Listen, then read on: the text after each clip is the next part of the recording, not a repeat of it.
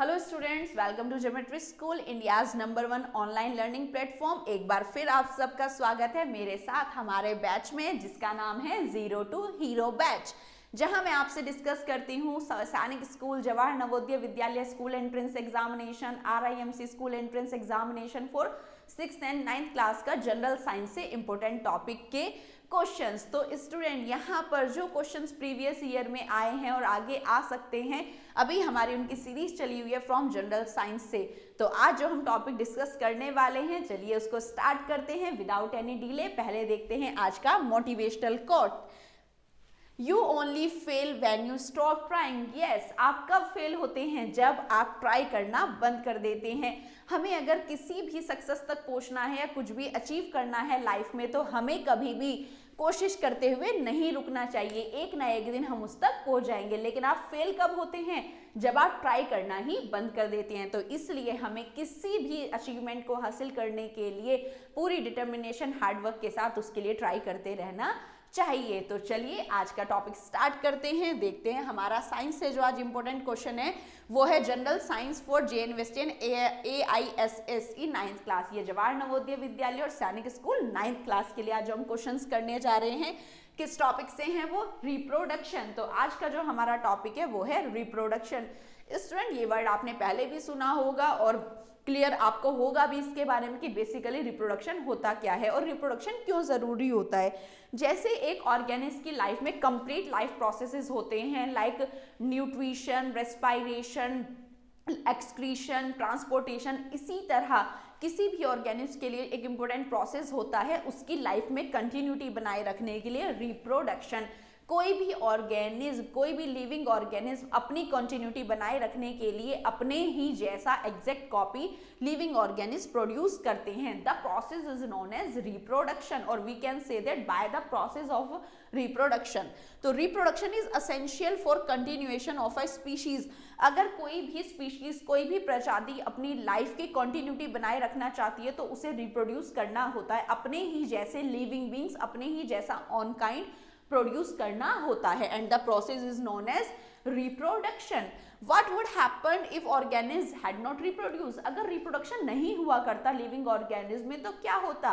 कोई भी स्पीशीज होती, जैसे डायनासोर्स हैं, आज वो बिल्कुल एक्सटिंक्ट हो चुके हैं, तो कोई भी स्पीशीज अगर रिप्रोड्यूस नहीं करती तो वो कंप्लीटली एक्सटिंक्ट हो जाती। तो रिप्रोडक्शन हो जरूरी है, एसेंशियल है for the continuity of life. कोई भी ऑर्गेनिज्म अगर अपनी लाइफ में कंटिन्यूटी बनाए रखना चाहता है तो उन्हें रिप्रोडक्शन करना ही होता है। Reproduction is very important as it ensure the continuation of similar kind of generation after generation. Reproduction student, जैसे कि मैंने आपको बताया, essential है। क्यों? It is important to ensure the continuation of life. अगर कोई भी ऑर्गेनिज्म अपनी लाइफ और लिविंग बीइंग को कंटिन्यूटी बनाए रखना चाहता है कि जनरेशन आफ्टर जनरेशन उसकी कंटिन्यूटी बनी रहे, वो ऑर्गेनिज्म आते रहें, तो इसीलिए एक प्रोसेस होता है जिसे हम रिप्रोडक्शन कहते हैं। बेसिकली ऑर्गेनिज्म में रिप्रोडक्शन कई तरीके से होता है। ह्यूमन बींग्स अलग तरीके से मेथड से रिप्रोड्यूस करते हैं, प्लांट्स अलग मेथड से रिप्रोड्यूस करते हैं, जो आपके माइक्रो ऑर्गेनिज्म होते हैं उनका रिप्रोडक्शन प्रोसेस अलग होता है। तो ये डिपेंड करता है on the size of the organism कि वो किस तरह का मोड यूज करते हैं। देखते हैं modes of reproduction. Just as in plants, अगर हम प्लांट्स की बात करें, there are 2 modes of reproduction, 2 methods are there. जैसे प्लांट्स पे आपने देखा है या तो एसेक्सुअल होता है या सेक्सुअल होता है। एसेक्सुअल में हम वेजिटेटिव प्रोपगेशन भी पढ़ते हैं, जहां आपको फ्लावर्स की नीड नहीं होती।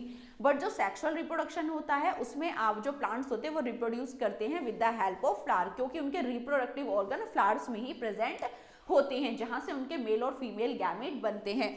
इसी तरह जो हमारे एनिमल्स होते हैं उनके अंदर भी 2 मोड्स ऑफ रिप्रोडक्शन होते हैं, sexual reproduction and asexual reproduction. Difference बिल्कुल सेम है। एसेक्सुअल की बात करें तो जहां पर आपको 2 डिफरेंट सेक्सेस की नीड नहीं होती, यहां पर आपको मेल और फीमेल की नीड नहीं होती, सिंगल ऑर्गेनिज्म या सिंगल इंडिविजुअली रिप्रोड्यूस कर सकता है।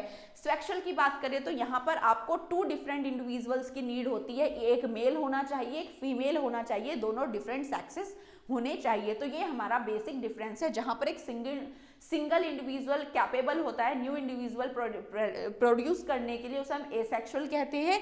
सेक्सुअल में आपके 2 डिफरेंट सेक्सेस इन्वॉल्व होते हैं, तो वो हमारा सेक्सुअल रिप्रोडक्शन कहलाता है। Binary fission is a type of, यहाँ पर स्टूडेंट आपके लिए क्वेश्चन है जिसका आप मुझे आंसर अभी कमेंट बॉक्स में शेयर करेंगे। यहाँ पर मैंने आपको ब्रीफ इंट्रोडक्शन दिया अबाउट द रिप्रोडक्शन की, आपका जो डिफरेंट मेथड है, तो इसी तरह एसेक्सुअल में काफी सारे मेथड्स आते हैं और सेक्सुअल अलग तरीके से होता है। तो जो बाइनरी फिजन है वो किस तरह का रिप्रोडक्शन प्रोसेस है, sexual reproduction, asexual reproduction, vegetative propagation, इधर जीन क्लोनिंग, तो आपको इसमें से मुझे करेक्ट आंसर बताना है और अभी के अभी आप मुझे इसका आंसर कमेंट बॉक्स में शेयर करेंगे। साथ ही अब आपकी क्वेश्चन की सीरीज स्टार्ट होने जा रही है, तो अपने पेन और पेपर निकाल लीजिए और अपना इवेल्युएशन करना स्टार्ट कर दीजिए कि आप रिप्रोडक्शन में अभी तक कितना अपने आप को प्रिपेयर कर चुके हैं फॉर योर एग्जाम। तो चलिए, ये आपका क्वेश्चन है जिसका आंसर आप मुझे अभी कमेंट सेक्शन में देंगे। स्टार्ट करते हैं हमारी क्वेश्चंस की सीरीज, जो हमारे इंपोर्टेंट क्वेश्चन है।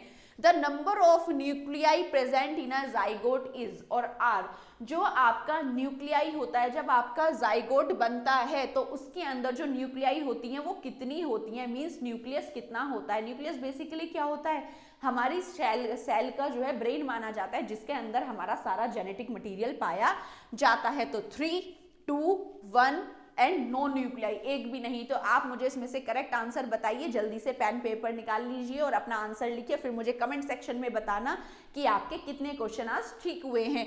तो बच्चों, जो न्यूक्लियाई होती हैं जाइगोट के अंदर वो कितनी होती हैं, चलिए देखते हैं correct answer. According to me it is 1। Yes, when male and female gamete fuse to form a single cell called zygote, जब आपका मेल गैमीट आता है with a single nucleus and female gamete से फ्यूज करता है, आपका बच्चों जो मेल गैमीट होता है सेक्सुअल रिप्रोडक्शन में वो होता है स्पर्म, और जब वो फ्यूज करता है एग के साथ तो दोनों के न्यूक्लियस मिलकर एक सिंगल आपका न्यूक्लियाई बनाते हैं। ये क्या होता है, यहाँ पर एक हैप्लॉइड सेल आती है, सिंगल हैप्लॉइड सेल आएगी, और साथ ही आपका एग भी हैप्लॉइड होता है क्योंकि इनके अंदर मियोसिस हुआ होता है। सिंगल सेल इसके अंदर 23 क्रोमोसोम आपके स्पर्म्स में होते हैं, 23 क्रोमोसोम आपके एग में होते हैं, ये दोनों मिलकर बनाते हैं 46 क्रोमोसोम का डिप्लॉइड सेल। ओके, लेकिन जो इनका न्यूक्लियस, दोनों का जो न्यूक्लियस है वो आपस में आके फ्यूज होके एक सिंगल न्यूक्लियस बनाता है। तो the nuclei of both the gamete fuse to produce a zygote with a single nucleus. जो आपका यहाँ पर जाइगोट बनेगा, जाइगोट क्या स्ट्रक्चर होती है बच्चों, when male and female gamete fuse together to form a zygote, तो उसके अंदर एक सिंगल न्यूक्लियस, दोनों का न्यूक्लियस मिलकर एक सिंगल न्यूक्लियस बनाते हैं जो फर्दर डिवीजन स्टार्ट करता है। ओके स्टूडेंट, बट यहाँ पर जो सेल तैयार होती है वो डिप्लॉइड नेचर की तैयार होती है क्योंकि यहाँ पर हैप्लॉइड स्पर्म आता है, साथ ही हैप्लॉइड एग होता है, दोनों मिलकर डिप्लॉइड सेल बनाते हैं विद 46 क्रोमोसोम्स। ठीक है, चलिए क्वेश्चन नंबर 2 देखते हैं। Which of the following animal do not show Metamorphosis, इनमें से कौन सा एनिमल मेटामॉर्फोसिस शो नहीं करता है। फ्रॉग, बटरफ्लाई, कैट, सिल्कवर्म, इन चारों में से किसके अंदर मेटामॉर्फोसिस देखने को नहीं मिलता है। तो स्टूडेंट, इन आंसर से पहले आपको पता होना चाहिए मेटामॉर्फोसिस क्या होता है। देखिए, मैं आपको डायग्राम के साथ शो करती हूँ। मेटामॉर्फोसिस बेसिकली होता क्या है, आपको यहाँ पर दिख रहे होंगे फ्रॉग के एग। ये एग जो है, देखिए, जब इसमें से एग में से जब यहाँ पर फ्रॉग का बेबी निकलता है, जिसे आप टेडपोल कहते हैं, वो इस तरह का होता है। जब थोड़ा और बड़ा हो जाता है उस बेबी को हम फ्रॉगलेट कहते हैं, और फ्रॉगलेट के बाद जो यहाँ पर कंप्लीट फ्रॉग बनता है वो एडल्ट फ्रॉग बनता है। तो आपने देखा एग के बाद जो टेडपोल है, टेडपोल एडल्ट फ्रॉग से कितना डिफरेंट है। यहाँ पर उसकी टेल लाइक स्ट्रक्चर भी आपको नजर आ रही है। तो यहाँ पर क्या हुआ, आपने देखा एग से लेके एडल्ट फ्रॉग तक बनने तक ड्रास्टिक चेंजेस हुए हैं। यही प्रोसेस, द ड्रास्टिक चेंजेस और the modification seen in some organism is known as metamorphosis. कुछ ऑर्गेनिज्म ऐसे होते हैं जिनमें एग के बाद काफी चेंजेस आते हैं, तब वो अपनी एडल्ट स्ट्रक्चर लेते हैं, उस प्रोसेस को हम मेटामॉर्फोसिस कहते हैं। तो देखिए, यहाँ पर मैं आपको बटरफ्लाई में दिखाती हूँ। यहाँ पर इसी तरह से आपका एग से बना लार्वा, लार्वा से बना प्यूपा एंड मोथ। ये हमारा जो डायग्राम है ये है सिल्क वर्म का। बटरफ्लाई में भी मेटामॉर्फोसिस होता है, वो भी सिल्क मोथ आपने देखा होगा। सिल्क वर्म जो होते हैं क्या सिल्क बनाने के काम आते हैं, तो बिल्कुल ये इसी तरह का, इनके अंदर भी मेटामॉर्फोसिस होता है। एग से बना लार्वा, लार्वा से प्यूपा, देन मोथ तैयार होने लग रहा है ककून के बाद। तो इसी तरह से यहाँ पर भी सिल्क वर्म में मेटामॉर्फोसिस होता है। The drastic change seen in this organism also. Butterfly की बात करें तो इसी तरह बटरफ्लाई में से भी एग में से आपका लार्वा निकलता है, लार्वा से प्यूपा बनता है, और प्यूपा से आपकी एडल्ट बटरफ्लाई बनती है। तो आपने देखा ये ऑर्गेनिज्म ऐसे हैं जो अपने एडल्ट ऑर्गेनिज्म से बिल्कुल अलग लगते हैं। लार्वा बिल्कुल जो हमारी बटरफ्लाई है उससे बिल्कुल अलग लगता है। तो अब आप देखिए जरा, आपको इनमें से किस ऑर्गेनिज्म में मेटामॉर्फोसिस देखने को नहीं मिला, कि जो बिल्कुल बेबी स्टेज में भी बिल्कुल एडल्ट की तरह ही होता है, वो इनमें से कौन है? कैट। कैट का किटन आपने देखा होगा, जब उसमें कैट बेबी देती है, किटन प्रोड्यूस करती है, तो बिल्कुल बेबी भी बिल्कुल ऐसा ही रहती है जैसे एडल्ट कैट रहती है। तो इनके अंदर मेटामॉर्फोसिस देखने को नहीं मिलता। So correct option is C. देखिए अब हम इसका एक्सप्लेनेशन देखते हैं। Cat do not show metamorphosis. जो कैट्स होती हैं वो मेटामॉर्फोसिस नहीं शो करती। मेटामॉर्फोसिस मैंने आपको डायग्राम के साथ दिखाया, देखते हैं क्या होती है definition. The transformation of the larva into an adult through a drastic changes. जब आपका लार्वा कंप्लीट एडल्ट में बनता है बट उसको वेरियस चेंजेस से होते हुए गुजरना होता है, that process is known as metamorphosis. Student काफी इंपॉर्टेंट क्वेश्चन है, इस तरह से भी आपसे पूछा जा सकता है। और जैसे मैंने आपको डेफिनेशन शो किया है कि the transformation of the larva into the adult with drastic changes is known as metamorphosis, ऐसी डेफिनेशन भी आपकी एग्जाम में डायरेक्ट पूछी जा सकती है कि इस प्रोसेस को हम क्या कहते हैं। Then the process is known as metamorphosis. देखते हैं next question. The animal which lay egg और कोल्ड। जो एनिमल्स एग ले करते हैं मीन्स अंडे देते हैं, उन एनिमल्स को हम क्या बोलते हैं? विविपोरस, ओविपोरस, कार्निवोरस या नन ऑफ दीज। तो correct answer is oviparous. Egg laying animals are known as oviparous. जैसे कि हैन। हैन अगर हमारा कौन सा एनिमल यहाँ पर एनिमल की कैटेगरी में आएगा? हैन बर्ड होता है लेकिन हम इसे एनिमल कैटेगरी में देख रहे हैं, तो हैन क्या करती है? एग देती है। इसी तरह लिजर्ड क्या करती है? एग प्रोड्यूस करती है। तो these are in the category of oviparous. तो यहाँ पर हमारा करेक्ट आंसर है ओविपेरस। चलिए एक्सप्लेनेशन देखते हैं। The animal which lay eggs are called oviparous. जैसे कि hen, lizard, duck, birds, all these are in the category of oviparous. Very simple question, but exam में जब इन क्वेश्चन को थोड़ा सा घुमा दिया जाता है, 4 ऑप्शंस रख दिए जाते हैं और डिफरेंट एक ऐसा ऑप्शन रख दिया जाता है जिस एनिमल के बारे में आप काफी कम जानते हैं कि वो मैमल्स की कैटेगरी में, वो बेबी प्रोड्यूस करता है या एग, तब ये क्वेश्चन थोड़े से डिफिकल्ट हो जाते हैं। तो आपको यहाँ पर एनिमल्स की भी काफी नॉलेज होनी चाहिए कि इनमें से कौन से एग देते हैं, कौन से इनमें मैमल्स की कैटेगरी में आते हैं। तो egg laying animals are oviparous. The stage of the embryo in which all the body parts can be identified is called embryo, fetus, infant और egg। स्टूडेंट जैसे कि मैंने आपको बताया था, ह्यूमन बींग्स में जब सेक्सुअल रिप्रोडक्शन होता है तो आपका मेल और फीमेल गैमीट जो होता है, यहाँ पर स्पर्म और एग वो फ्यूज करते हैं जाइगोट बनाने के लिए। जब ये जाइगोट लगातार सेल डिवाइड करता है तो आपका इसी तरह से एम्ब्रियो बनता है। एम्ब्रियो के बाद यहाँ पर और डिवीजन होता है और आपका जो यहाँ पर फीटस है वो रेडी होना स्टार्ट हो जाता है। और जब उसका बर्थ हो जाता है 9 मंथ बाद, जब यूट्रस से बेबी बाहर आता है, तब वो इन्फेंट कहलाता है। तो स्टूडेंट ये क्वेश्चन काफी इंपॉर्टेंट है कि जो एम्ब्रियो की स्टेज होती है जहां पर आप बेबी के यूट्रस के अंदर बेबी के सारे जो फीचर्स होते हैं लाइक हेड, आईज, नोज, ये विजिबल होने लगते हैं, तो उस वाली स्टेज को हम क्या बोलते हैं? एम्ब्रियो, फीटस, इन्फेंट और एग। तो करेक्ट आंसर इज फीटस, क्योंकि एम्ब्रियो हमारा बना जाइगोट के बाद जो डिवीजन हुए। फीटस हमारी स्टेज है जहां पर आप ऑर्गन्स को आइडेंटिफाई कर सकते हैं जब अल्ट्रासाउंड होता है फीमेल्स का। इन्फेंट जब 9 मंथ का गेस्टेशन पीरियड कंप्लीट हो जाता है और बेबी जब यूट्रीन वॉल में रिलैक्सेशन और कॉन्ट्रैक्शन होता है, जब बर्थ होता है, उसके बाद जो आपको बेबी शो होता है वो इन्फेंट कहलाता है। और एग होती है सबसे पहली स्टेज जिसमें फीमेल में जब ओव्यूलेशन के टाइम पर एग बनता है।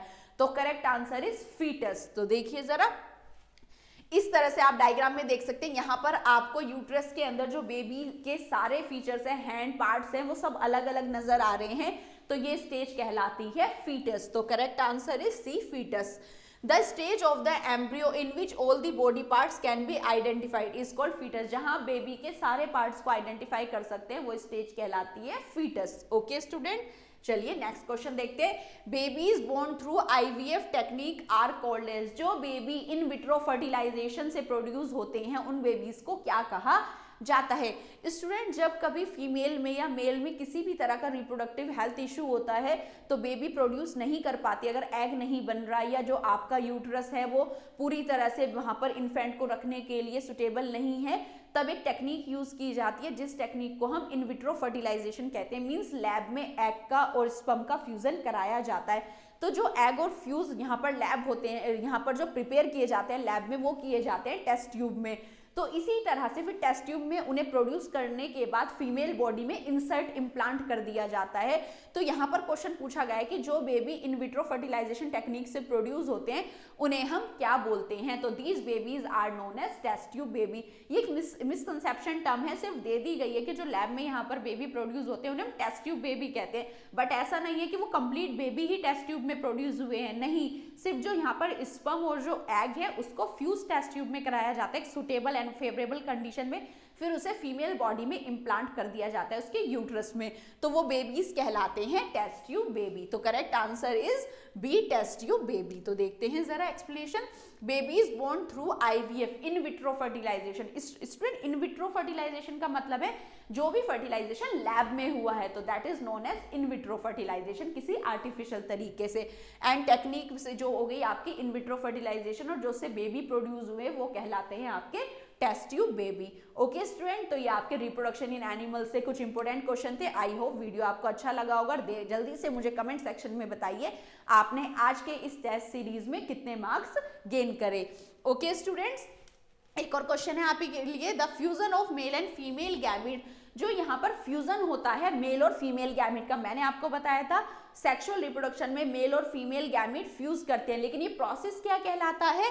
Reproduction, zygote, fertilization, pollination, and the process is known as fertilization. The fusion of male and female gamete is known as fertilization inside the body of female. तो correct option is C, reproduction हमने बात कर ली थी, ये एक process है continuity बनाए रखने का जनरेशन में।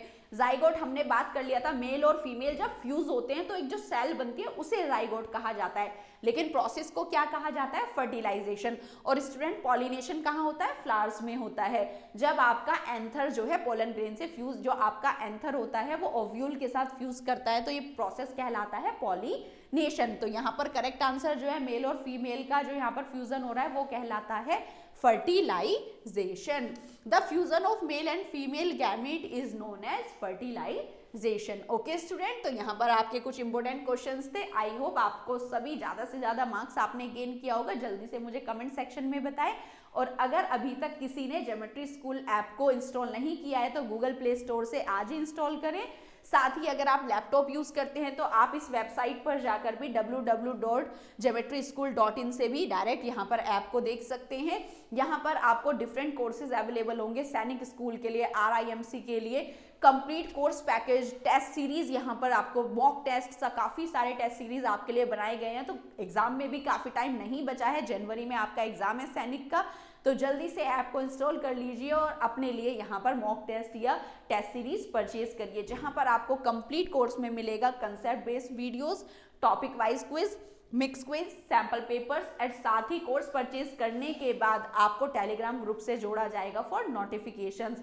Thanks for watching. अगर आपको किसी भी तरह का इशू है तो हमें आज ही इन नंबर पर कांटेक्ट करें, ये हमारे नंबर हैं जिस पे आप हमें कांटेक्ट कर सकते हैं, और वीडियो को ज़्यादा से ज़्यादा लाइक करें, शेयर करें, और अगर अभी तक आपने यूट्यूब चैनल को सब्सक्राइब नहीं किया है तो सब्सक्राइब कर दीजिए, जिससे आपको अपकमिंग वीडियोज़ का नोटिफिकेशन मिलता रहे। Okay student, see you soon with the next video, bye bye.